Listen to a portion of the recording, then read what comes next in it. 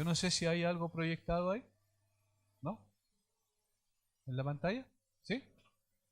Es una cueva, ¿cierto? La cueva de Qumran. Una de las cuevas es la cueva número 4. Hay muchas más, pero es la más visible, la que ve uno de donde llega al lugar donde vivieron los esenios, un grupo eh, de judíos radicales, que digamos radicales no en términos de rebelión, sino radicales en términos espirituales. Eran judíos de una profunda eh, reflexión interna respecto a su condición espiritual delante de Dios. Y algunos dicen que Juan el Bautista perteneció al grupo de los esenios, pero obviamente bíblicamente no tenemos ninguna posibilidad de afirmar categóricamente eso, principalmente porque vivían en el desierto de Judá, y allí ellos guardaron, en esas cuevas, guardaron manuscritos antiguos. Y la forma en que se descubrieron los manuscritos, nosotros decimos, fue fortuita, pero sabemos que para Dios no hay nada fortuito, sino que Él preordena todas las cosas para lograr sus propósitos. Y en esa ocasión encontraron manuscritos cuando unos niños beduinos, unos pastores, andaban buscando, se les perdieron sus cabras y andaban buscándolas, y entonces empezaron a arrojar piedras a esa cueva en particular, a la cueva número 4, para ver si estaban adentro, entonces para poder hacerlas salir, y luego sintieron un golpe seco adentro de algo que se rompió, y quedaron como bien sorprendidos. Por eso fueron a buscar a sus padres, subieron a la cueva, que no es fácil subir a ese lugar, y encontraron quebrado unas vasijas grandes con manuscritos, y esos manuscritos eran de cuero. Entonces, ¿qué hicieron los padres? Fueron y se los vendieron, y eso es interesante, se los vendieron a un caballero que era zapatero, porque era cuero. Entonces para ellos no era más que cuero. Entonces, ¿quién lo podía usar? Un zapatero. Y se lo llevaron al zapatero, y el zapatero era un hombre humilde, sencillo. Nosotros conocimos a la familia de él, y era un hombre sencillo y simple, pero que le interesaba mucho la arqueología. Y cuando vio los rollos, se dio cuenta de que eran algo mucho más importante. Y entonces lo llevó a la Universidad de Jerusalén, y allí descubrieron que efectivamente eran manuscritos que databan del más antiguo del 150 a.C. Y eran manuscritos del Antiguo Testamento. Estaba todo el Antiguo Testamento excepto el libro de Esther. Todo el Antiguo Testamento excepto el libro de Esther. Y es interesante porque en esa cueva, en la cueva 4, estaba el rollo de Isaías. Y el rollo de Isaías, completo, absolutamente completo. Nosotros también pudimos verlo, el rollo de Isaías, en el Museo del Libro, se llama, de Israel, donde están los rollos del Mar Muerto, pero no se puede fotografiar, está prohibido sacar fotografía de él, solamente se pueden ver. Y el rollo de Isaías está en el centro, y va girando así, y uno va viendo el rollo completo de Isaías. O sea, todos los capítulos que tenemos nosotros en la Biblia, todos están ahí en ese rollo. Y ese databa de alrededor de 100 antes de Cristo. ¿Cuál es la gracia? Y esto me toma un poco más de tiempo para explicar a qué me estoy refiriendo. Porque las Biblias nuestras fueron traducidas de manuscritos que datan del siglo IX, X después de Cristo. Y que eran manuscritos que en realidad hicieron los masoretas, que se llamaban, que eran escribas hebreos, que lo que hacían era hacer copias de las escrituras.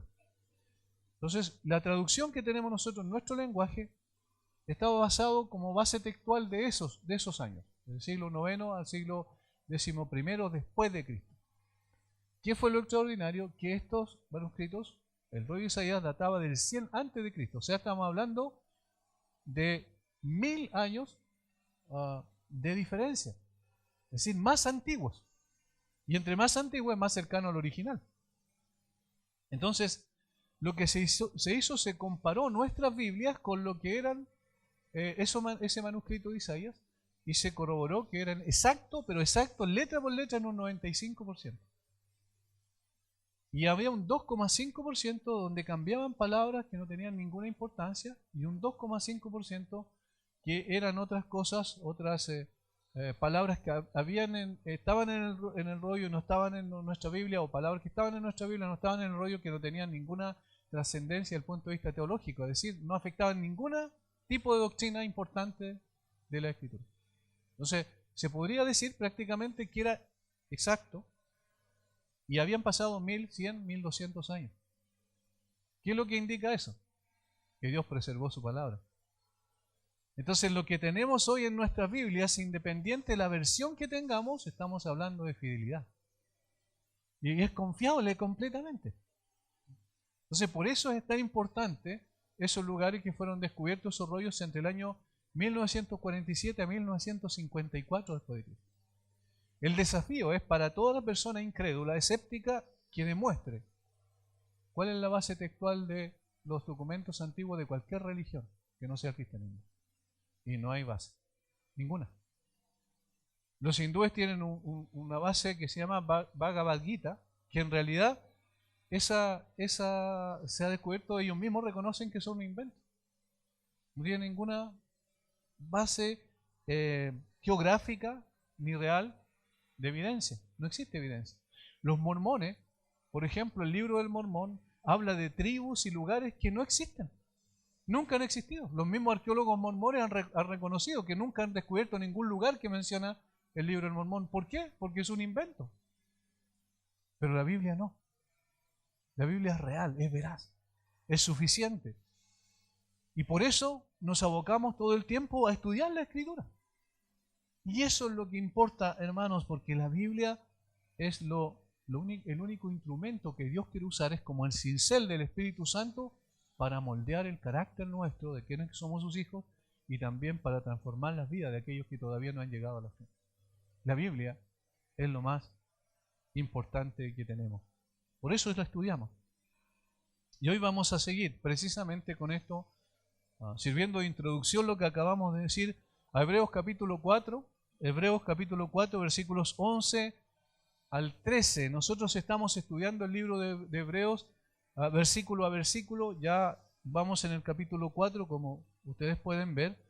Y en el capítulo 3, versículo 7 en adelante, hasta el capítulo 4, versículo 13, lo que hace el autor de Hebreos es confrontar a personas que no tenían convicción todavía completa respecto a de que el cristianismo y que Jesucristo era el más importante y que el judaísmo debían ellos abandonar ese sistema de rituales, de ceremonia, para entender que el cristianismo era superior, porque Cristo era superior. Y aquí Él los desafía. Y en varias ocasiones repite esta frase que es tomada del Salmo 95, 7 al 11, si oyereis hoy su voz, no endurezcáis vuestros corazones. Si oyereis hoy su voz, no endurezcáis vuestros corazones. Repite una y otra vez en todo el texto del versículo 7 del capítulo 3 en adelante. ¿Y cuál es el desafío que está planteando el autor de Hebreos? Revisa tu corazón si realmente estás en la fe genuina. Revisa tu corazón si tienes la convicción de que no hay más fuera de Cristo y que debes seguir a Cristo con todo tu corazón, tu alma y tu mente. Ten cuidado que tu corazón se endurezca al oír la voz de Dios, porque eso es peligroso. Eso va a ser evidencia de que en realidad tú no has nacido de nuevo, tú no tienes una genuina relación con el Dios verdadero. Ten cuidado de volver a los rituales y ceremonias que son muy atractivos a los ojos humanos, pero que no tienen ninguna trascendencia desde el punto de vista espiritual. Entonces el desafío que presenta es a través de mostrar la condición de los israelitas en el desierto, que habiendo Dios hecho maravillas con ellos, habiéndolos sacado de Egipto con mano poderosa, no obstante quedaron regados en el desierto sus cuerpos porque se endurecieron sus corazones y se rebelaron contra Dios. Y entonces, ¿qué es lo que dice el autor allí de Hebreo inspirado por el Espíritu Santo? Capítulo 4, versículo 1. Temamos pues, aquí está la aplicación, temamos pues, no sea que permaneciendo aún la promesa de entrar en su reposo, alguno de vosotros parezca no haberlo alcanzado. Y dijimos la última ocasión que el tema es el reposo de Dios. El reposo habla una y otra vez, pero habla en diferentes formas del reposo de Dios. Utiliza la misma palabra para referirse a cosas distintas. Por ejemplo, habla del reposo de Dios, hablando cronológicamente de cuando Dios reposó de su creación. ¿Recuerdan que en 6 días hizo todo lo que existe? Y reposó, dice, el séptimo día. Y ese reposo está allí en el capítulo 4, versículos 3 y 4. Pero los que hemos creído entramos en el reposo, de manera que dijo, por tanto, juré en mi ira, no entrarán en mi reposo, aunque las obras suyas estaban acabadas desde la fundación del mundo. Porque en cierto lugar dijo así, del séptimo día, y reposó Dios de todas sus obras en el séptimo día. Y ahí está hablando la primera implicancia de la palabra reposo. O sea, cuando Dios hizo todo, y allí reposo, no es que Dios estaba cansado, sino que ya no había nada más que añadir a su creación. Su creación estaba completa, perfecta, y ya no había nada más que añadir. Ese es el sentido. Ahora, en función de eso, se utiliza un segundo sentido, que ahí aparece también en el versículo 4, porque en cierto lugar dijo así, del séptimo día. ¿Recuerdan que después Dios estableció el séptimo día como un día de reposo, precisamente para poder dedicarse a la adoración a Dios? Y hasta el día de hoy existe, en un sentido, en un término, una forma distinta el día de reposo, que es el día del Señor. El día domingo para nosotros es el día del Señor, porque allí el Señor resucitó entre los muertos. Ahora, hay una tercera acepción del reposo y que tiene que ver con un hecho también histórico. ¿Cuál es? Lo que era la tierra de Canaán para los israelitas. Entrando en la tierra de Canaán, iban a entrar a la tierra del reposo, iban a reposar en el sentido de que ya iban a conquistar la tierra que Dios les había prometido darles, y entonces a eso se refiere cuando menciona a Josué en el capítulo 4, versículo 8.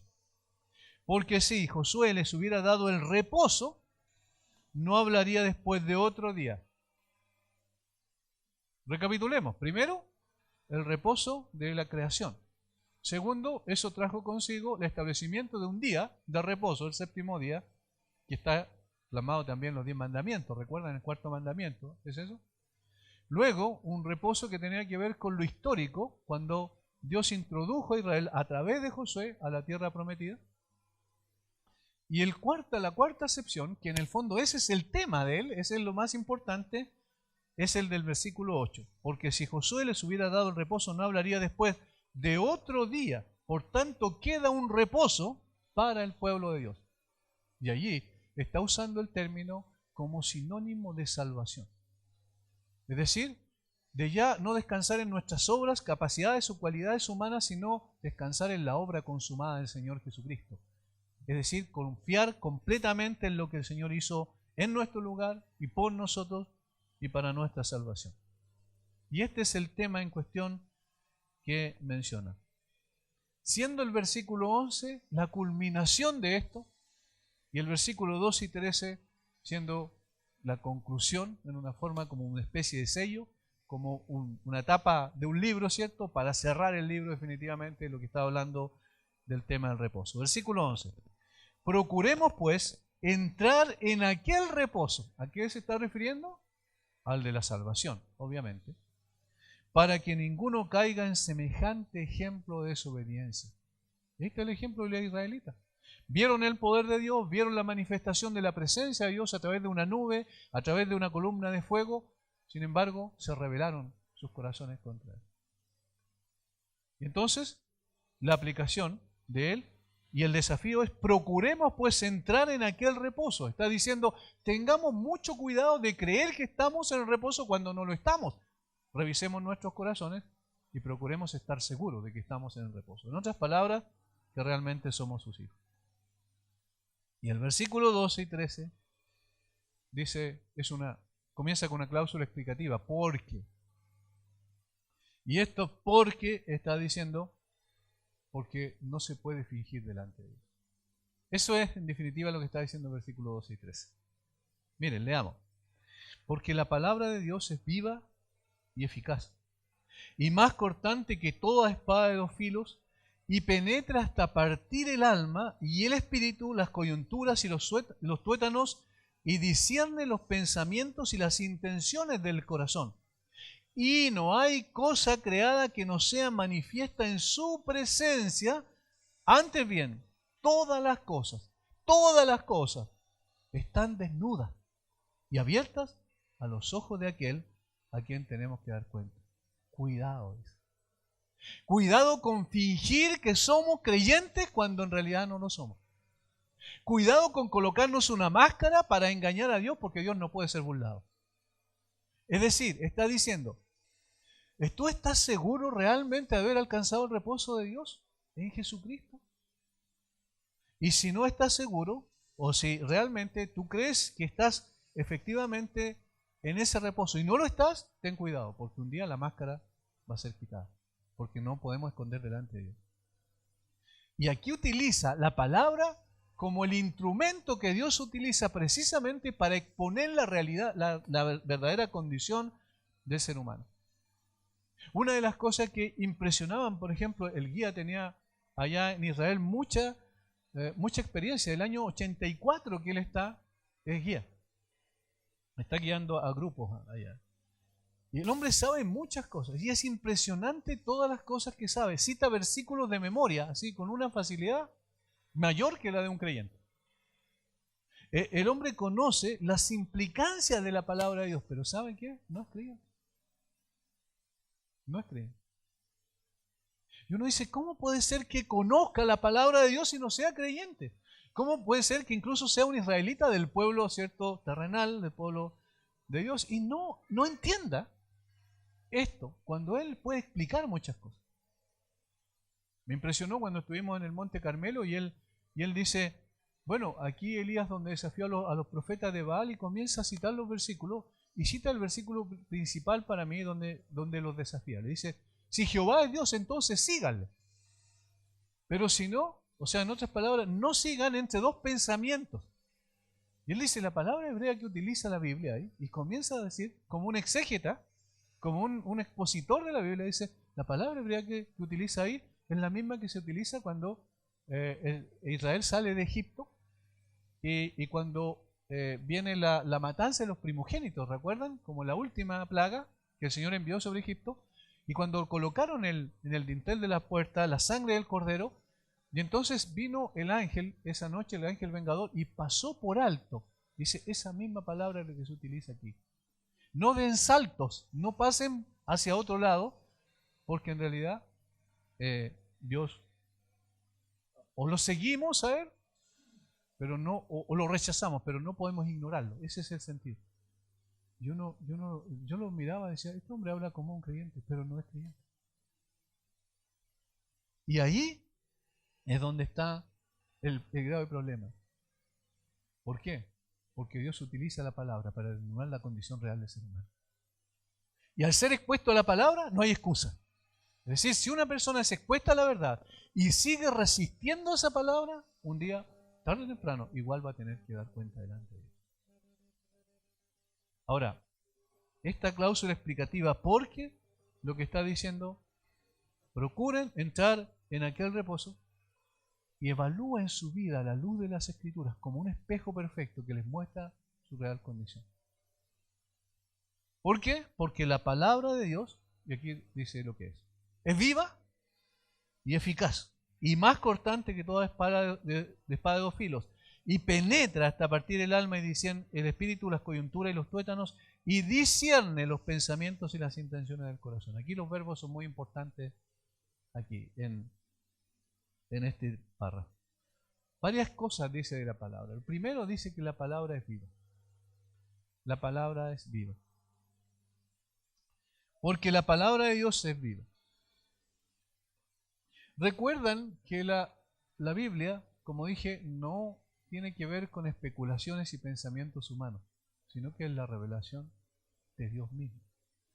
La palabra de Dios y Dios existen en una unidad indivisible. No se puede separar a Dios de su palabra, porque Dios es el Dios que habla.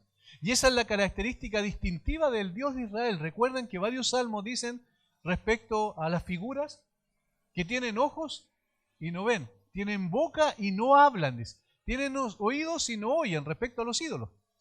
¿Cuál es la diferencia con el Dios verdadero? Que Él sí ve, Él sí escucha y sobre todo Él sí habla. Es el Dios que habla, eso es lo que dice el capítulo 1 del libro de Hebreos. Dios, habiendo hablado a los padres por los profetas, de muchas formas, de muchas maneras, en estos postreros días nos ha hablado a través del Hijo. Dios es el Dios que habla, siempre Dios está hablando, siempre Dios está relacionándose con el hombre a través del habla. Y esto es único del Dios verdadero. Yo quiero que vayamos a Deuteronomio capítulo 4. Deuteronomio capítulo 4. Vamos a leer algunos versículos, versículos 9 al 12. Fíjense el distintivo aquí. ¿Cuál es? Es el pensamiento que se reitera en todo el párrafo. Por tanto, guárdate y guarda tu alma con diligencia para que no te olvides de las cosas que tus ojos han visto ni se aparten de tu corazón todos los días de tu vida. Antes bien, las enseñarás a tus hijos y a los hijos de tus hijos. Esto Moisés está instruyendo al pueblo en los llanos de Moab y de Edom antes de entrar a tomar posesión de la tierra prometida. El día que estuviste delante de Jehová tu Dios en Horeb, cuando Jehová me dijo, reúneme al pueblo para que yo les haga, ¿qué cosa? Oír mis palabras, las cuales aprenderán, para temerme todos los días que vivieren sobre la tierra, y las enseñarán a sus hijos. ¿Qué enseñarán a sus hijos? Mis palabras. Y os acercasteis y os pusisteis al pie del monte, y el monte ardía en fuego hasta en medio de los cielos con tinieblas, nube y oscuridad. Y habló Jehová con vosotros de en medio del fuego. Oísteis la voz de sus palabras, más a excepción de oír la voz, ninguna figura vista. ¿Qué es lo que está diciendo ahí Moisés? Dios les habló. Ustedes son testigos. Ustedes escucharon la voz de Dios claramente. Ustedes escucharon la voz de Dios, que es la característica distintiva de Dios, del Dios verdadero, en comparación a los otros que dicen ser dioses, pero son imaginación de hombre. Notemos el versículo 32 del capítulo 4, 32 y 33. Porque pregunta ahora, si en los tiempos pasados que han sido antes de ti, desde el día que creó Dios al hombre sobre la tierra, si desde un extremo del cielo a otro se ha hecho cosa semejante a esta gran cosa, o se haya oído otra como ella. Versículo 33 es clave, mire lo que dice. ¿Ha oído pueblo alguno la voz de Dios hablando en medio del fuego como tú la oíste sin perecer? ¿Ha oído pueblo alguno la voz de Dios? No. La respuesta es una pregunta retórica, la respuesta es obvia. Ningún pueblo ha oído esa voz. Ustedes son privilegiados porque Dios habló con ustedes. ¿Y cómo es esa voz? ¿Cómo es esa palabra? Es inseparable de Dios. Y por eso es una palabra viva. Es una palabra viva. Tiene una característica distintiva que no tiene ninguna otra palabra. Hermanos, ustedes pueden leer una cantidad tremenda de libros que no son más que pensamientos y reflexiones humanas que pueden instruirle en diferentes materias, en diferentes situaciones de conocimiento intelectual. Pero esas palabras son palabras de hombre y en consecuencia son palabras que no trascienden. La palabra de Dios tiene una característica única y exclusiva. Es palabra viva, porque procede de un Dios vivo. Por eso es que el libro que nosotros tenemos en nuestras manos, este precioso libro, nosotros no somos bibliólatras, no adoramos la Biblia, ¿cierto? Pero adoramos al Dios de la Biblia, porque precisamente la Biblia es el instrumento con el cual Dios se comunica con el hombre y Dios atrae al hombre hacia Él por medio de el poder vivo de su palabra. De tal manera que cuando el autor de Hebreo dice, porque la palabra de Dios es viva, está diciendo, fíjense, escuchen otra vez, si oyereis hoy su voz, no endurezcáis vuestros corazones, porque la palabra de Dios es viva. Si oyereis hoy su voz, no endurezcáis vuestros corazones, porque la palabra de Dios es viva. ¿Entienden el énfasis? Y la razón por la cual el texto está en este contexto. El autor, inspirado por el Espíritu Santo, está diciendo, ustedes tienen el gran privilegio de escuchar la palabra de Dios. No todos tienen ese privilegio.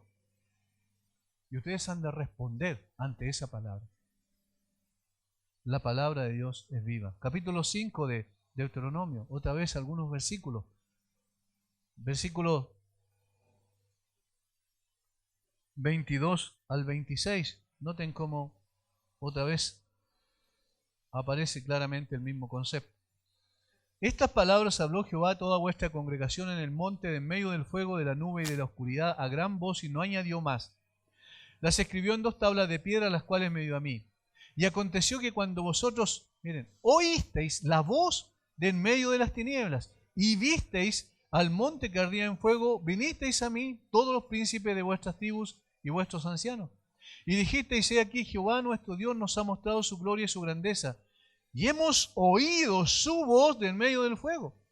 Hoy hemos visto que Jehová habla al hombre y este aún vive. Hoy hemos visto que Jehová habla al hombre. Y nosotros podríamos decir, bueno, pastor, pero eso tiene que ver con un acontecimiento histórico. Eso ocurrió en una ocasión en Israel. Ya es historia, nada más. No, hermanos. Después Dios siguió comunicándose con el hombre a través de los profetas, confrontando al pueblo una y otra vez. Cuando nosotros descendíamos en el Monte de los Olivos era impresionante pensar en las palabras de Jesús cuando mira a Jerusalén y la ve completamente perdida. Y dice, Jerusalén, Jerusalén, que matas a los profetas y apedreas a los que te son enviados. ¿Qué es lo que está diciendo el Señor? Ustedes desoyeron mi palabra, endurecieron su corazón. Yo envié mis instrumentos para llamarles al arrepentimiento y ustedes no respondieron. Entonces, ¿qué significa eso? Que Dios sigue hablando. Que Dios sigue hablando. Entonces la palabra de Dios no tiene que ver con una moda pasajera y circunstancial. Hermanos, una de las cosas más tristes de los libros, en un sentido, es que los libros son hoy famosos, mañana ya no lo son. Los autores firman los libros, ¿cierto? Y hacen toda una parafernalia desde el punto de vista comercial. Pues resulta que después los libros ya allí murieron. Pero la Biblia no. ¿Por qué la Biblia no pasa de moda? Porque Dios es actual, es presente y porque Dios sigue hablando. No hay ningún libro en toda la humanidad, ningún libro. Ustedes pueden buscar literatura al respecto sobre el tema y no hay ningún libro que cada persona, cada día, miles y millones de personas en el mundo abran cada día y lean y piensen y reflexionen en este libro. No hay ninguno. ¿Qué significa eso? ¿Por qué es así? Porque la palabra de Dios es viva. Ahora, hay una segunda implicancia del hecho de que la palabra de Dios sea viva. Porque procede de un Dios vivo y verdadero, ¿cierto? Tiene el poder suficiente. Y esta palabra, que es viva, tiene el poder de dar vida también. Tiene el poder de dar vida. Porque procede del Dios viviente y es la única capaz de producir vida donde todo está muerto. Y eso es extraordinario. En el día de hoy Israel es tan pagano como en los tiempos de Jesús. No ha cambiado mucho la cosa. Una guía que nos llevó, una mujer palestina que nos llevó a ver los campos de Belén. Ella, después de hablar un poco del contexto bíblico, de todo lo que, de lo que sucedió ahí en Belén, muchas cosas interesantes. Allí, por ejemplo, está el contexto de Ruth, de todo el libro de Ruth. Allí nació, ¿quién? El rey David, el rey más importante, el prototipo del rey universal, que es el Señor Jesucristo, y allí nació el Señor Jesucristo. Entonces, tiene una implicancia muy especial en términos geográficos ese lugar. Ahora, después de que la persona dice eso, en un momento dado dice, miren, yo quiero ahora decir, fuera del asunto de que soy guía, yo quiero decirles algo. Ella es una cristiana, pero de esto hay como 5 tipos de cristianismo allá en ese sector. Hay cristianismo católico romano, hay cristianismo armenio, hay cristianismo ortodoxo ruso, hay cristianismo egipcio, de los cristianos egipcios, de los cristianos etíopes, hay 5, ¿sí? Sin nombrar el cristianismo evangélico. Y ella dice, aquí en Belén, yo como una mujer palestina, dice, nosotros estamos quedando muy pocos cristianos. Y eso que ella está hablando de un cristianismo así, bien general. Estamos quedando muy pocos. Y yo les pido, por favor, que oren por nosotros. Porque nosotros estamos en medio de incredulidad total. Y cuando uno ve eso, uno piensa, ¿qué pasó? ¿Qué ocurrió con el corazón de las personas? ¿No fue esto? Que oyeron su voz y endurecieron su corazón. Sin embargo, esa gente, estando muerta, todavía tiene esperanza. ¿Por qué? Porque la palabra de Dios es la que produce vida, digo. Y cuando entonces la palabra de Dios llega al corazón de una persona y abre su comprensión, no solo intelectual, sino espiritual, y le impacta profundamente y lo lleva al arrepentimiento, ¿qué es lo que produce esa palabra en esa persona? Vida.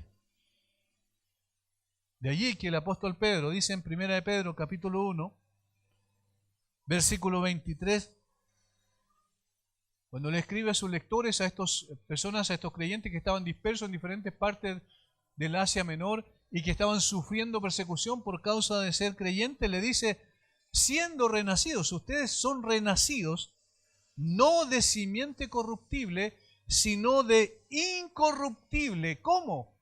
¿De qué manera? ¿Cuál fue el instrumento usado por Dios? Por la palabra de Dios. Que, miren el adjetivo, que vive y permanece para siempre.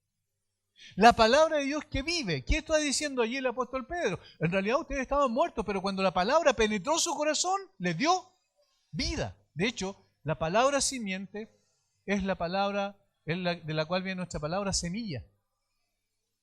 Y uno en el campo se da cuenta de eso, cuando se hace el surco y se planta una semilla. Esa semilla está seca, ¿verdad? Uno puede decir, pero esto está muerto. ¿Pero qué tiene esa semilla dentro? Tiene vida. Entonces, al ser plantada y al ser cubierta después y al ser regada, al recibir los nutrientes de la tierra, ¿qué es lo que pasa? Surge una planta. Y uno ve los campos de trigo, por ejemplo, para hablar de una de las semillas que están blancos después listos para ser cosechados. Y se siembra una y aparecen muchas. Después, ¿verdad? Que sirven para el alimento nuestro, para el pan particularmente, en el caso del trigo.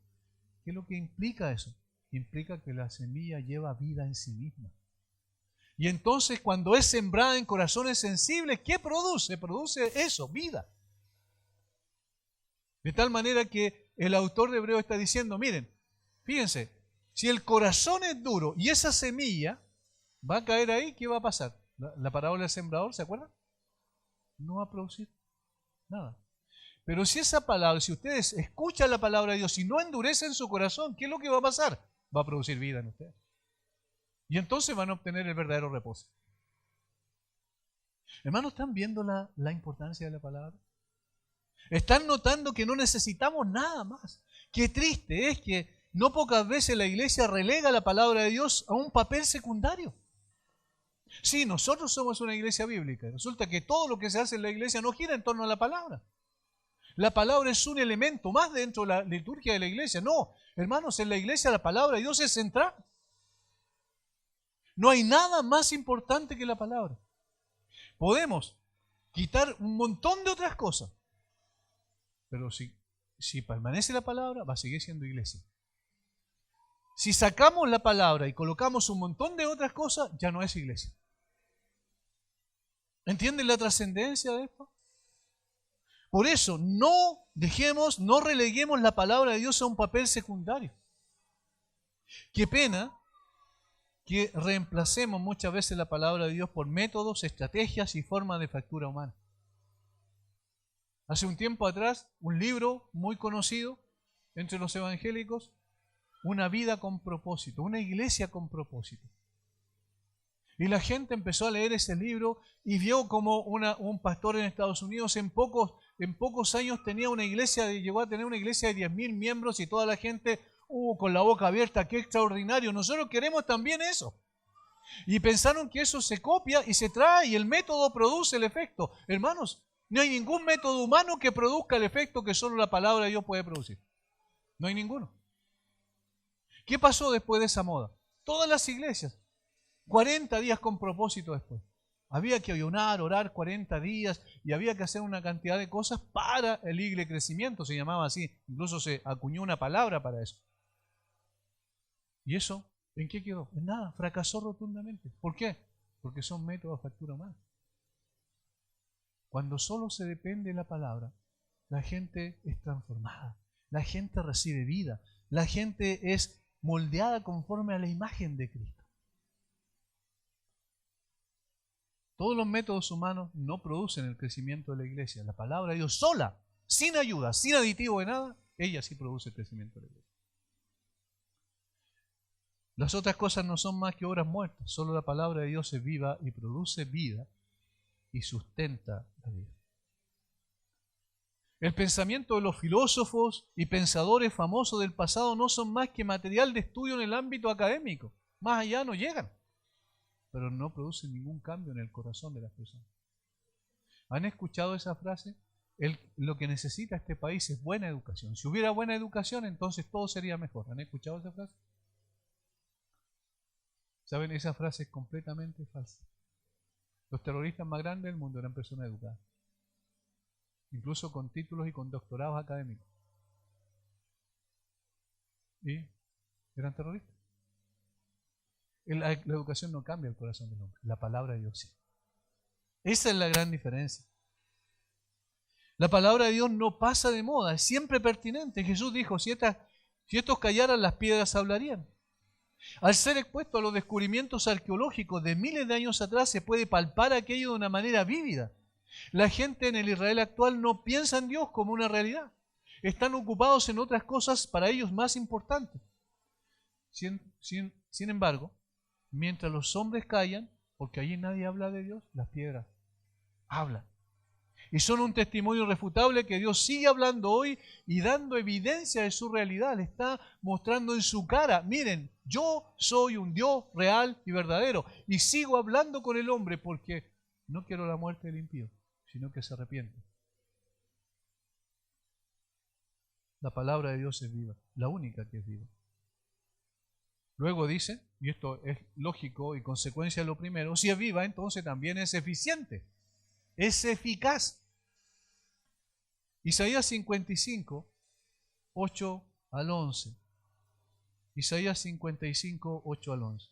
Este texto también lo conocemos mucho, fácilmente lo repetimos, especialmente el último versículo. Versículo 8 al 11. Porque mis pensamientos no son vuestros pensamientos, ni vuestros caminos mis caminos, dijo Jehová. Como son más altos los cielos que la tierra, así son mis caminos más altos que vuestros caminos y mis pensamientos más que vuestros pensamientos.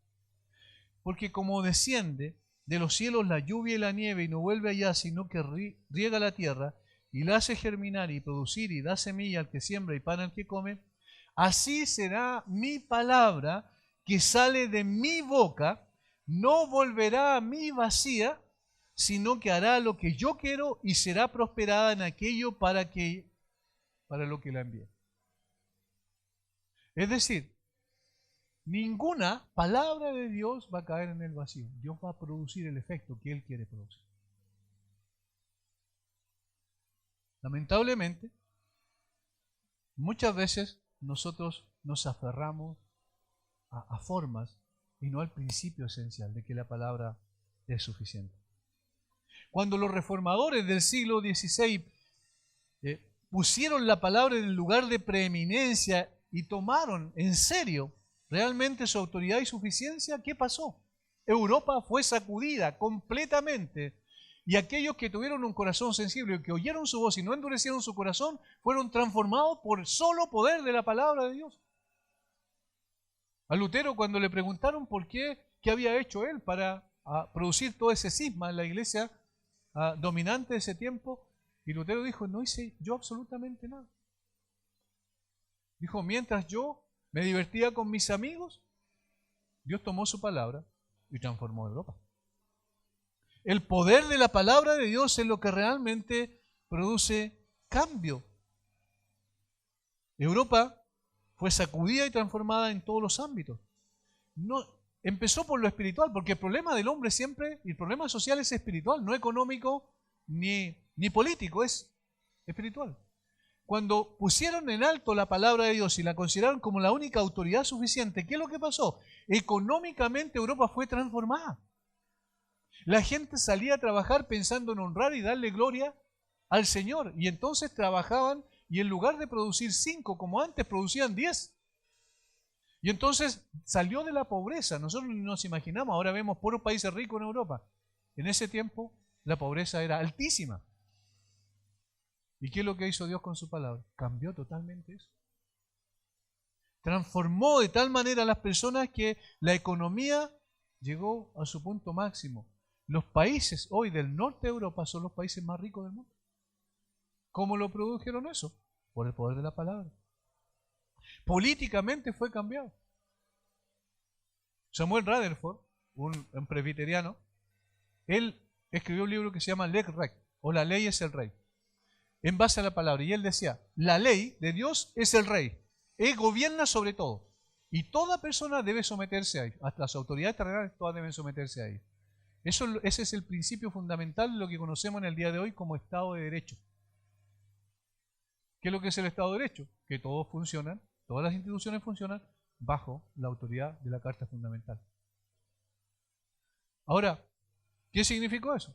Que empezaron a producirse los países a independizarse y a establecer sistemas políticos distintos a lo que había, donde solamente había en ese tiempo monarquía, ¿recuerda? Posteriormente empezaron a haber naciones realmente distintas, con una mayor justicia social y muchas otras cosas las que pide la gente en el día de hoy, de tal manera que no solo cambió política, económica, sino políticamente, culturalmente también. ¿De dónde nacen las universidades? Ustedes saben cuáles son su origen es protestante. Nacieron las universidades por el deseo que tenían de que pudiesen estudiar la palabra de Dios, y las universidades más importantes, que en el día de hoy son las más nombradas en el mundo, nacieron como institutos teológicos, para que la gente fuera a estudiar la palabra de Dios. Y posteriormente se transformaron en los lugares del saber y de preparación y capacitación intelectual y de conocimiento de la gente. Pero nacieron producto de la autoridad de la palabra. El florecimiento de estas universidades produjo el interés mayor de que la gente quería conocer la Biblia. La palabra fue aplicada a todos los ámbitos del quehacer humano y el resultado fue extraordinario. El cristianismo ya no se circunscribía a los templos, sino que permeó todas las áreas de la sociedad. Hermanos, si la palabra de Dios sola, sin ayuda de nadie, logró esto en Europa del siglo XVI, si hoy comenzáramos a tomar muy en serio la palabra, el mundo sería impactado. Si nosotros entendiéramos que no se trata de un día domingo o un día jueves o un día cualquier día de la semana que nos juntamos y estudiamos la palabra, si no se trata de nuestra vida cotidiana, la gente sería impactada. El guía nos dijo cuando fuimos al lugar tradicional del Santo Sepulcro, que se llama, que es un lugar supuesto donde Jesús fue crucificado y sepultado allí. Hay una iglesia grande, hermanos, es increíble, pero hay 5 grupos de cristianos que se pelean literalmente ese lugar. Y el guía dijo, yo he visto a esta gente, guía israelí, pelearse entre ellos, insultarse, golpearse entre ellos, para tener el lugar de preeminencia en ese lugar. Eso es vergonzoso. Eso es un testimonio pésimo del cristianismo. Y claro, entonces el guía, ¿qué cristianismo conoce? Ese cristianismo.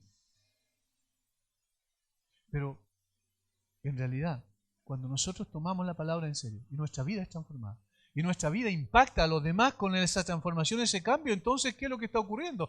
Dios está cumpliendo lo que dijo, mi palabra no volverá vacía, y ahora está hablando a través de los suyos, también en forma práctica y visible. La vida nuestra está siendo una predicación constante, más allá de estas 4 paredes. La palabra de Dios produce el efecto que Dios desea a través también de vidas cambiadas. No solo lo que decimos, sino también cómo vivimos. Y allí está lo tercero. La palabra de Dios es viva, es eficiente o eficaz. Y en tercer lugar dice, y la palabra es penetrante. Y más cortante que toda espada de 2 filos, y penetra hasta partir el alma y el espíritu, las coyunturas y los tuétanos. Fíjense lo que está diciendo allí. La palabra de Dios penetra, va más allá de lo superficial, de aquello visible que todos nosotros podemos ver y analizar, ¿cierto?, desde la superficie. No, la palabra de Dios penetra lo profundo del corazón humano. La palabra de Dios no solo expone el macrocosmos, es decir, todo lo que se puede ver visiblemente, no solo expone la creación y dice que todo fue creado por Dios, ¿cierto? Sino que la palabra de Dios está impactando el corazón del hombre y está evaluando o dejando en evidencia el corazón de cada persona. Eso es el microcosmos. No trata con asuntos superficiales, sino con la esencia misma de la persona. De allí que es tan importante para el día de hoy. La palabra de Dios no nos llama a nosotros como iglesia a meternos en el ámbito de la política para poder como iglesia introducirnos en él y tratar de producir cambios sociales y políticos. La palabra de Dios nos dice que ella tiene el poder suficiente para producir el cambio, pero el cambio empieza ¿dónde? No en la estructura social, sino en el corazón del hombre. No está apuntando meramente a asuntos de conducta moral. La palabra de Dios no es moralista en el sentido de que dice, no hagas esto, haz esto. Sino la palabra de Dios primeramente cambia la esencia del ser humano, que es el corazón mismo, y entonces la persona puede decir, esto no es correcto, esto sí es correcto. Es decir, el efecto que produce es moral, por supuesto, pero en primera instancia es espiritual, porque ahí está el problema de fondo. Llega al asiento de los pensamientos más íntimos de cada ser. La palabra de Dios es la única que puede evaluar perfectamente la real condición humana. Nosotros podemos conjeturar, yo creo que esto, pero esas son conjeturas. La palabra de Dios no dice yo creo que, esto es, dice. Nosotros siempre estamos mirando la superficie de las cosas. Dios ve lo profundo de nuestros corazones. Cuando precisamente Dios manda a Samuel a Belén, le dice, ve a la casa de Isaí y unge a uno de los hijos de Isaí, pero no le dice cuál. Y el primero que ve Samuel dice en sus pensamientos, este es un hombre alto, este es un hombre que demuestra en su talante poder y autoridad, este hombre es el que debe ser rey. Samuel lo dice internamente en su corazón. Y Dios le dice, no Samuel, este no es. Luego pasa otro y dice, este tampoco, y este tampoco. Pasan todos los hijos de Isaí finalmente, Dios le dice, ninguno de estos es. Y Samuel le dice a Isaí, ¿tienes algún otro hijo? Y él dice, bueno, hay uno por allá que cuida las ovejas, así como diciendo, pero ni siquiera lo traje, ¿para qué? Y los pastores en ese tiempo eran personas de la clase social más baja. ¿Para qué lo voy a traer? Dice, no, tráelo. Lo trae y ahí dice, y Dios le dice, este es. ¿Y qué es lo que dice Dios? Dice que Dios no ve lo que está delante de los ojos del hombre, sino ve el corazón. Y eso es lo que hace Dios con la palabra. La palabra de Dios desnuda la real condición del hombre. Hermanos, cuando hay algún funeral acá, por ejemplo, y nos paramos aquí y predicamos el Evangelio, y si ustedes pudieran ver con lo que yo puedo ver, aunque mi vista está bien corta, pero ver lo que yo puedo ver en la gente que no viene nunca a la iglesia y viene por una circunstancia de esa naturaleza, ¿saben lo que pasa? Cuando se les predica el Evangelio y se les confronta con su pecado, se revuelven en el asiento. Y quieren arrancar lo más pronto posible. ¿Por qué? Porque la palabra los expone. La palabra los expone. Le muestra la real condición de sus corazones. ¿Y a quién le gusta ser expuesto? Obviamente a nadie. La palabra todo lo penetra. Todo lo penetra. Por eso es que hay una diferencia notable entre conocer la palabra intelectualmente y realmente ser conocido por el Dios de la palabra. Son dos cosas distintas. Yo puedo conocer, decir, yo conozco a Dios por la palabra, pero intelectualmente, y otra cosa es decir, Dios me conoce, y en el sentido relacional.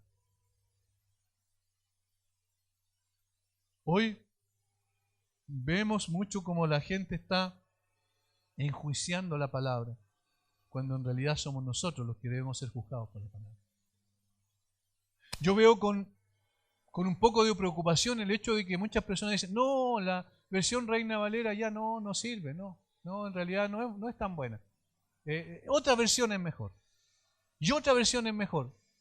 Y yo digo, ¿y entonces qué hicieron durante tantos años los creyentes de habla hispana? Cuando la única que tenían durante tantos años es la Reina Valera. Obviamente, esas personas están colocándose como juez de la Escritura. diciendo no, tiene falla aquí porque según la crítica textual tiene esto otro. Mi hermano, nosotros no fuimos llamados a juzgar la palabra, fuimos llamados a someternos y que la palabra nos juzgue a nosotros. Y eso es lo que está diciendo aquí. Si penetra los pensamientos y las intenciones del corazón, en realidad está evaluando los motivos que nosotros tenemos para hacer las cosas. No solo las acciones, sino las motivaciones.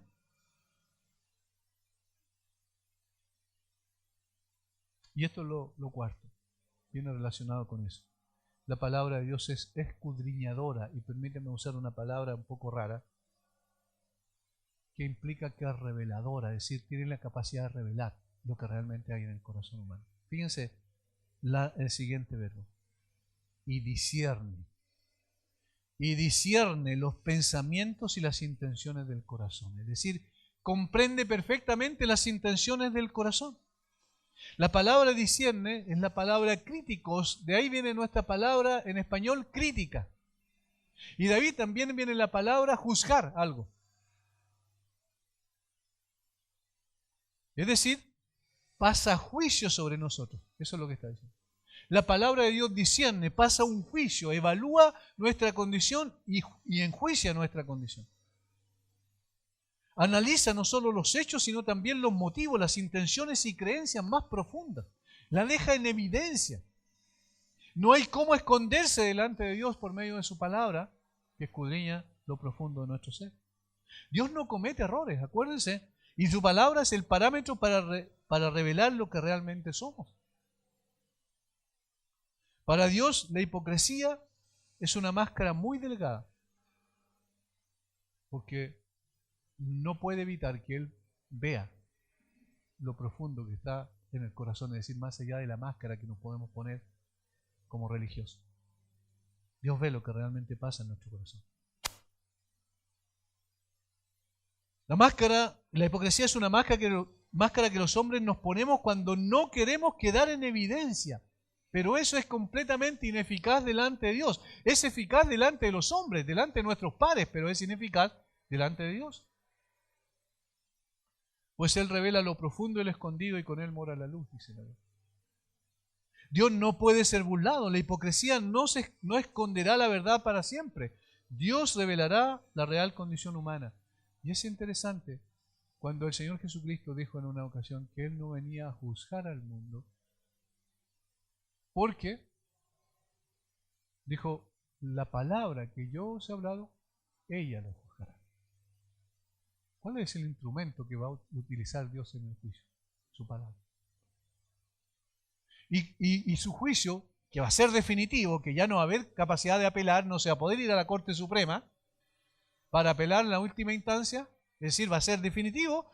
Ese juicio de Dios, ¿saben lo que va a pasar con él? Es perfecto porque Él conoce las intenciones y las motivaciones con las cuales hicimos lo que hicimos. De tal manera que no podemos escondernos delante de Él. Finalmente, porque ya se me fue el tiempo, en el versículo 13 hay dos palabras esenciales para mostrar otra vez el mismo concepto, que Dios escudriña lo profundo del corazón humano. Y no hay cosa creada que no sea manifiesta en su presencia. Antes bien, todas las cosas están, y aquí están las palabras, desnudas y abiertas. Desnudas y abiertas a los ojos de aquel a quien tenemos que dar cuenta. La primera palabra que se utiliza y que se traduce desnuda es la palabra gimnos, de ahí viene nuestra palabra gimnasio, y se refiere a los juegos, ¿cierto?, que participaban los griegos normalmente. Y nosotros estuvimos en un lugar que se llama Cesarea del Mar, donde Pablo estuvo preso 2 años, y donde Pedro fue, en el capítulo 10 del libro de los Hechos, fue a predicar desde Jope, desde Tel Aviv, que se llama hoy. Recorrió 50 kilómetros para ir a predicar a la casa de Cornelio. ¿Recuerdan el Hechos 10? ¿Y qué es lo que vimos allí? El guía le dijo, mire, esta es una ciudad pagana, nunca fue una ciudad judía. ¿Y por qué sabemos? Porque habían estatuas de personas desnudas. ¿Qué es lo que hacían los griegos? Los griegos participaban de los Juegos Olímpicos, que tenían 2 juegos, los Juegos Olímpicos y los Juegos Ítmicos, que eran los de Corinto, por el istmo de Corinto, así se llaman. Y participaban de los Juegos Olímpicos desnudos. Entonces, el autor está utilizando una metáfora. Está diciendo que todas las cosas están desnudas, es decir, no tienen nada que ocultar. En el sentido, está usando la palabra, no en el sentido físico, sino en un sentido metafórico espiritual. Y lo que quiere decir es que lo que está haciendo está apuntando la imposibilidad de ocultar algo delante de Dios. Es imposible. Sus vidas, sus intenciones, sus motivaciones, sus pensamientos, sus razonamientos están desnudos delante de Dios. Dios nos ve tal como somos, no como creemos que somos y no como otros creen que somos. Un día todo hombre será expuesto delante de Dios sin disfraz alguno. Y la segunda palabra es abierta. Y abierta tiene 3 acepciones, pero 2 son las más interesantes. Es un término que se usaba para la lucha que indicaba que un oponente tomaba por el cuello a su adversario de tal manera que permanecían siempre cara a cara.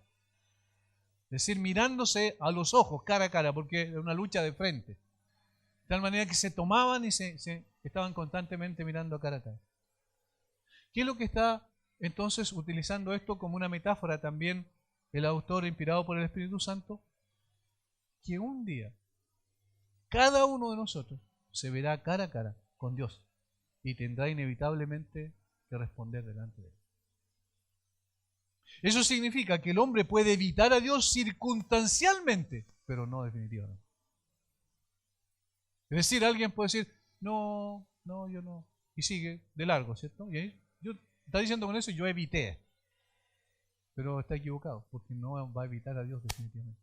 Un día va a estar cara a cara delante de Él y tendrá que responder delante de Él. Y ese es el sentido de la palabra. Y la otra acepción, que se refería a un criminal que se le amarraba con una daga en su cuello. La daga quedaba así, apuntando a su cuello, de tal manera que le impedía que él bajara la cabeza, para que cuando estuviera frente al juez, el juez lo mirara y él mirara al juez de frente, directo a los ojos. Cuando el juez lo estaba evaluando para condenarlo, el hombre no podía bajar la cabeza. ¿Qué es lo que dice la gente normalmente? Cuando está diciendo a alguien una mentira, mírame a los ojos a ver si está diciendo la verdad. Porque es muy difícil colocar algo en los ojos que disimule lo que realmente estamos pensando o sintiendo. Entonces lo que está diciendo, en otras palabras, es que no podemos esconder, bajar la cabeza y obviar a Dios. Tenemos que enfrentarlo, Dios nos ve directamente. Hermanos, la palabra de Dios es extraordinaria. Hace lo que nadie más puede hacer. Y por eso nosotros hemos de dedicar nuestra vida a escudriñar las Escrituras y a obedecer las Escrituras. Que el Señor nos guíe. Padre, gracias por este tiempo, gracias por tu gloriosa palabra, gracias porque no necesitamos nada más. Señor, saca de nuestra mente cualquier otro pensamiento que tenga que ver con el uso de métodos humanos. Tu palabra es suficiente, Señor. Y ayúdanos a poder presentarnos siempre delante de este espejo perfecto para que podamos evaluar constantemente nuestra real condición delante de Él. Bendice a mis hermanos en el nombre de Jesús. Amén.